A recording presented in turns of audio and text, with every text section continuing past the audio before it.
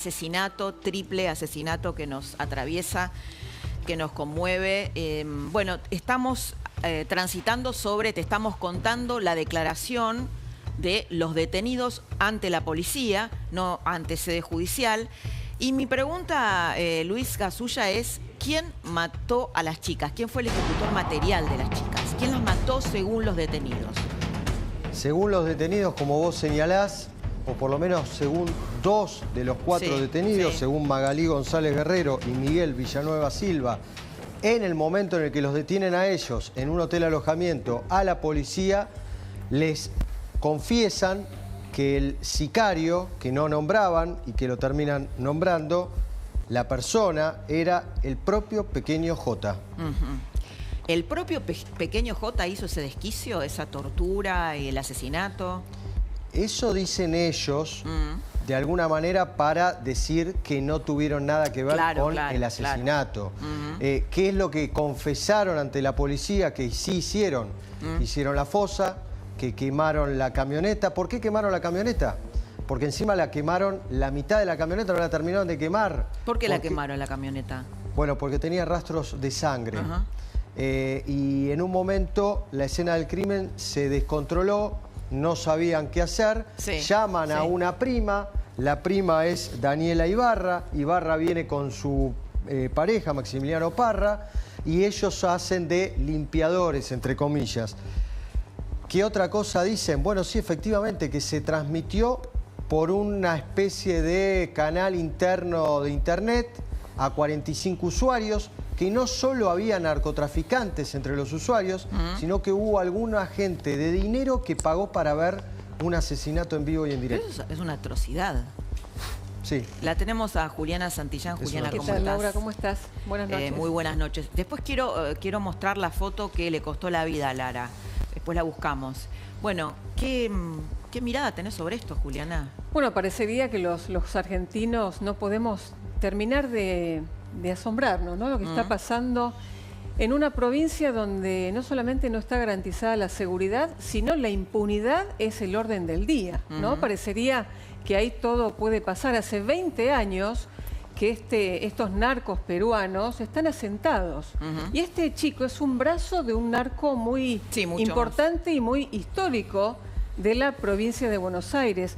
No es casual que en una provincia donde la falta de escrúpulos de muchos narcos que vienen del exterior se asientan como si fuera absolutamente tierra de nadie. Pero no es tierra de nadie la provincia de Buenos Aires, es tierra del narco, de la delincuencia, y encima de los mismos gobiernos de siempre que no ponen el ojo definitivamente en terminar con estas prácticas. Nos dicen, no politicen el crimen, no politicen la situación, pero el problema es político, porque la falta de decisión de atacar y de ir en contra de estas mafias y de estos narcos es política. Donde no hay decisión política tenés impunidad. Me decía Laura. Juliana, hoy hablaba con un politólogo que se especializa en narco, que yo, bueno, lo he entrevistado varias veces, y me decía, bueno, obviamente esto no puede existir sin la connivencia policial, política, y que realmente había intendentes implicados, no todos, obviamente, intendentes implicados. Entonces, bueno, digamos, acá no hay una alianza de todas las fuerzas políticas, esto va a ser muy difícil, ¿no? Te pregunto algo. ¿Crees que, digamos, el presidente Milei debería haberse comunicado con las familias para darle sus condolencias? Sé que le envió a su abogado, pero ¿no debería haberlo llamado? Lo que prima en un gobierno, en primer lugar, es la división de las tareas, ¿no? Eso es un tema del Ministerio de Justicia de la provincia de Buenos Aires, y la ministra Bullrich está muy atenta a los requerimientos del Ministerio de Justicia de la provincia de Buenos Aires para asistir en lo que este gobierno provincial no pueda atender. Y por supuesto el tiempo, el respeto a la familia, el respeto a la víctima, el respeto de... En este contexto hay 3 nenas que están recibiendo el velatorio de su familia, eso también es algo muy sensible. El presidente de la Nación obviamente está expectante del trabajo de la justicia. Hizo un posteo, ¿no? Es un tema judicial, es un tema de decisión judicial también, y las maniobras de rápido acceso a la información. pero por supuesto el presidente es una persona que está muy atenta a esto y sobre todo al dolor de la familia, porque parecería que en Argentina o en la provincia de Buenos Aires nos tenemos que acostumbrar a sufrir, a que nos duela, a despedir, a los velatorios, como en el caso de Lucas y Moreno. Francone, el doctor Francone decía que esto no le sorprendía y que era algo de todos los días. Bueno, vamos a ver, y bueno, el tema es por qué no estamos atentos a estos temas y también es una autocrítica más seguido, ¿no? Excepto cuando es algo tan tremendo y que atraviesa tantas cosas. Por favor. Sí, sí. No, sí, sin duda. El homicida, como está diciendo Luis recién, el homicida real, el ejecutor, es un fusible que tiene que saber que queda ahí. O sea, en el mundo narco, el importante es el autor ideológico de esto. El autor material, saben que se va a comer, esto es un homicidio agravado y se va a comer perpetua y lo sabe desde el primer momento que entró a la organización.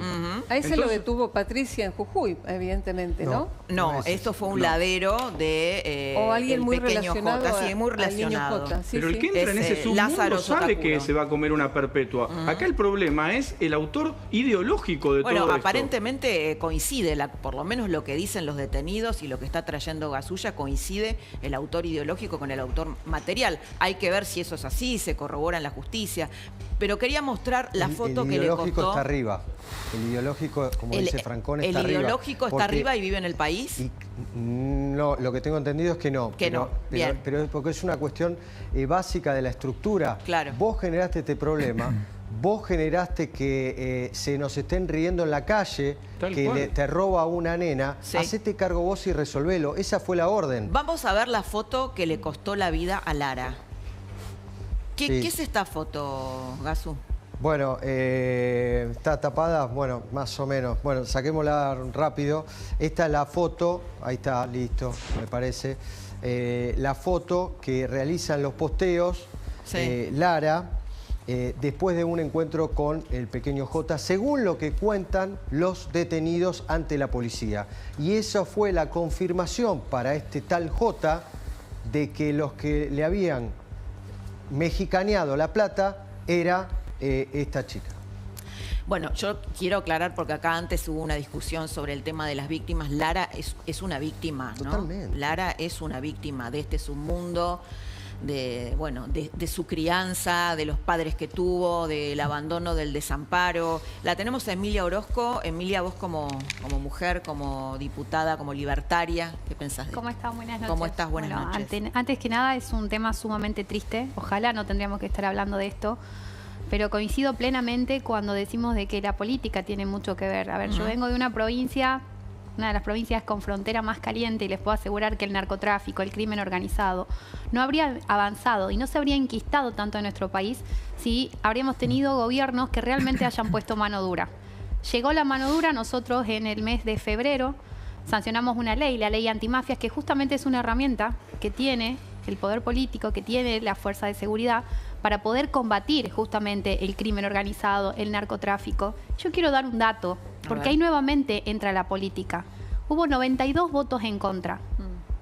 ¿Saben quiénes votaron en contra? El kirchnerismo. Sí. El kirchnerismo, aquellos que defienden a estos delincuentes, porque hay que llamarlos por su nombre, no son niños.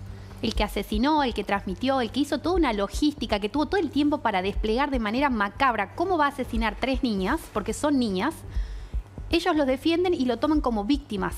Entonces, mirá qué importante es. Bueno, además muchas veces alentaron también la inmigración porque los votan, ¿no? ¿Quién reforzó las leyes migratorias? Este gobierno. Tenemos extranjeros que si hubiese sido otro gobierno, capaz que encima tenemos que condecorarlos. No, acá el que las hace las paga. Si tenés antecedentes penales, si tenés condenas, no podés ingresar a la Argentina. Si cometés un delito y tenés una pena firme, te tenés que ir, porque encima también le tenemos que pagar la cárcel, el techo, la comida, y todo eso es dinero que la verdad es que no nos sobra. Hace 15 años que no se pide un operativo federal en La Matanza.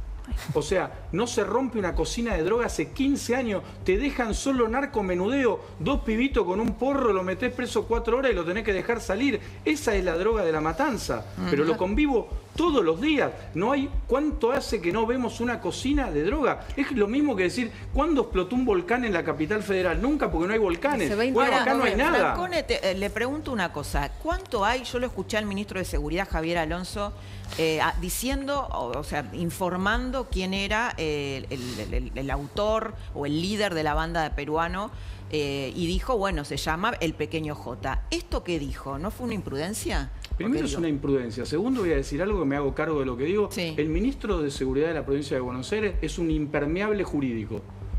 ¿Qué quiere decir esto? No le entra una sola gota de algo jurídico. Puede llegar a decir cualquier cosa en cualquier contexto. Y me hago cargo de lo que digo. Dice brutalidades, absolutamente. No, pero dijo que la inseguridad era una sensación en el crimen de Lucas en Moreno. Dice cosas que no tienen nada que ver. O sea, querer involucrar y hacer una jugada política de esto es una aberración. Pretender que esto, porque las chicas iban a Flores, depende de la Ciudad Autónoma de Buenos Aires. Y no es una cuestión de Florencio Varela, Conurbano, La Matanza. Muchachos, tiene 4 patas, ladra, se llama perro. No hay que buscar demasiadas cuestiones raras. Y puntualmente lo que me pregunta Laura, sí, es así. No, a ver, yo pregunto, ¿cómo va a decir quién era el jefe de la banda? Le da tiempo para que se vaya, ¿no? Que de hecho está fuera del país. Laura, sin connivencia política, La Matanza no sería lo que es. Está liberada La Matanza, la zona liberada. Quiero preguntarle a Adrián Schiaffino, que es, integra el foro vecinal de Villa Madero en La Matanza.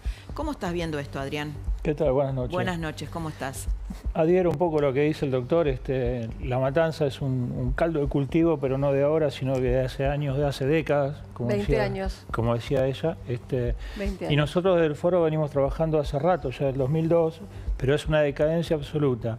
También esto de que un ministro de Seguridad, que en realidad no debería llamarse ministro, ni de Seguridad, ni de nada, diga lo que diga, no solamente en este caso, sino en los anteriores, y calle, que es peor todavía, en los que ha pasado. A través de darnos a conocer el tema de las tres niñas, como bien dijo la diputada, las 3 niñas, porque acá todos critican. Yo la verdad que vengo con una bronca, una angustia y un montón de cuestiones que hacen esto, ¿no? Porque, ¿a qué te referís, Adrián? ¿Quiénes critican? Vos dijiste todos critican. No, todos critican hablan de las víctimas, hablan de las víctimas y empiezan a ensuciar la cancha, desviando el eje de la cuestión, que realmente son los narcos, los asesinos, obviamente, acá hay víctimas y hay victimarios. Perdón, Laura, los cómplices. Quiero separar una cosa. Una cosa es la información, lo que sucedió. Y otra cosa es la opinión. No, está bien, pero otra cosa es, quienes ensucian a las víctimas, que no sé. Laura, no sé quiénes, tiene un solo nombre, esto es un triple crimen, ¿sí? Un triple crimen por alevosía, ¿sí? Alevosía, ensañamiento y premeditación que lleva a perpetua. La figura jurídica es esa. Después poner el chimichurri que quieras. Pero esa es la verdad. Con el móvil de ajuste de cuentas, porque también estaban diciendo los que quieren politizar todo lo que le pueda caber jurídicamente. Pero son tres nenas descuartizadas. Todo lo que vos digas. 3 nenas descuartizadas, que el que lo hizo tiene perpetua y el ideológico tiene perpetua. Y todos los que estuvieron participando. A mí lo que me impresiona, y la verdad que no lo había escuchado hasta ahora, que hubo gente rica que pagó para ver esta atrocidad. Ahí yo lo vengo diciendo no solamente en las redes, sino en nuestro círculo de amigos y colaboradores que están en el foro, que nosotros no vamos a Venezuela o a Colombia, íbamos directamente a México y todos decían, no, pero vos estás equivocado. ¿En qué te basás? Me baso precisamente en el trabajo que venimos haciendo desde nuestro humilde lugar y decimos esto. Hoy escuchaba también en la radio que, alguien de alguna forma indirectamente nos dio la razón. Esto es México. Este hecho lo vemos y se hizo público y salen todos con la espada de Democles, pero a pegarle a uno y a otro, cuando en realidad, como decía recién ella, y decía la diputada, estas 3 mujeres no las tenemos más entre nosotros. Porque no son de un intendente que está procesado por abuso sexual. Voy a decir, me lo sacó de la boca, Laura. En La Matanza tenemos un intendente precisamente procesado por abuso sexual que no da la cara, pero no solamente no da la cara por el delito en sí, de lo que hizo, lo que está acusado, sino que no da la cara en ninguna circunstancia. Nosotros tenemos denuncia tras denuncia contra este hombre. De hecho, estamos proscriptos en La Matanza, no podemos trabajar en La Matanza. Esto es así de sencillo. Y nos han llegado amenazas, inclusive, y todo. Luis lo sabe precisamente por esto, denunciarlo en todo lo que tenemos ¿Y sufrís amenazas, Adrián? Sí, señora. Sí, señora, han venido a casa en moto, lo hemos denunciado, lo hemos hecho público y sin embargo seguimos adelante. Laura, vos tenés no solamente a Espinosa procesado, sino que tenés todo un sistema político encubriendo a estos personajes, porque no sería nada si fuera un intendente y tenés a todo el aparato político atrás de él. Tenés todo un aparato político protegiéndolo, diciendo que no es verdad. Y obviamente lo mismo con Alperovich. La tenemos a Liliana Gendel en La Matanza, en la Secretaría de la Mujer y abrazándose con el intendente, más allá de los protocolos y XX, muchachos, no seamos hipócritas, empecemos a separar un poco los tantos. El señor está procesado, no está acusado, está procesado por abuso sexual. Bueno, llamémonos a silencio por lo menos. Por lo menos. Por lo menos. Cuando habla de Liliana Gendel es la persona y después que tenemos cada personaje en La Matanza que salen a hablar de seguridad, no el tema de femicidio, el tema de las chicas, el tema de esto, cuando en realidad hasta envían fotografías desnudos a las mujeres. Entonces digo, ¿cómo es? Es la doble vara, eso no lo vemos. Bien decía Laura, nos tenemos que preocupar un poco más por esto. No por esto después, porque acá desde hace años que se termina generando la falta absoluta de prevención. Prevención. El otro día lo escuchaba un colega que decía en un canal de streaming que los medios tenemos muchas veces la agenda de Palermo, ¿no? No es así. Bueno, no lo considero que no sé. Creo que nos tendríamos que meter mucho más en estos temas. Pero el barro lo conocemos, Laura. Nosotros conocemos el barro. No, me refiero a los medios. No estoy hablando de vos. Pero cuando hablamos de los medios es como que hablar de los policías. No, hablemos de ciertos personajes, tanto en cada ámbito. Perdón, que disientan esto. No son los medios, no son los policías. Creo que tendríamos que haber preguntado muchos más a los candidatos en la elección de la provincia de Buenos Aires sobre este tema, ¿no? Y debíamos haber indagado. Y hablamos de todo sin color político. Hablamos de todo ámbito, porque desde hace años que la droga entró, el narco entró, la trata existe, y no hubo un gobierno, en general, que realmente se pusiera los pantalones largos. Cuando en la provincia de Buenos Aires la tuvimos a María Eugenia Vidal, fue amenazada por los narcos y tuvo que terminar en la base aérea de Morón por su propia seguridad. Solo se metió con la lotería clandestina. Nada más. Con eso ya le bastó para tener que aislarse, imagínate. ¿Y quién la protegió? Pero solo... Pero bueno. Entonces estamos perdón, si le parece, porque no es un dato no menor. En La Matanza está el Consejo de Seguridad, que lo genera el mismo intendente. Consejo Municipal de Seguridad. ¿Quiénes lo integran, entre otras? La fiscal general. Entonces, quiero pedirle a Luis la palabra de un testigo clave. Luis, la suya. Te lo resumo. Nosotros hoy te contamos exactamente una persona que estuvo en el momento de las detenciones, que escuchó todo y que escuchó las confesiones, y por eso la policía bonaerense pudo llegar y encontrar, lamentablemente sin vida, a las 3 jóvenes asesinadas. Contaron los detenidos, no en sede judicial se negaron a declarar los 4, cómo era la estructura, cómo era el modus operandi. Esta es la palabra de ellos. Y la estructura es que tiene un rol importante en el asesinato, el llamado Pequeño J, que responde a un narco muy conocido de nacionalidad peruana y que por otra parte también contó cómo se habían conocido este llamado Pequeño J con Lara, la pequeña de 15 años, que públicamente contaba y decía que ejercía la prostitución acá en la ciudad de Buenos Aires a plena luz del día, teniendo 20 años con un DNI que, según lo que cuentan nuestras fuentes, era trucho, DNI que alguien se lo suministró, que aparecía con 20 años de edad y que, según lo que nos dicen nuestras fuentes cercanas allí al barrio de Flores, su compañera era alguien que tenía mucha, pero mucha llegada con la policía bonaerense. Muy bien, Luis. No, excelente todo lo que contaste, todo lo que te estuvimos contando sobre el caso de este triple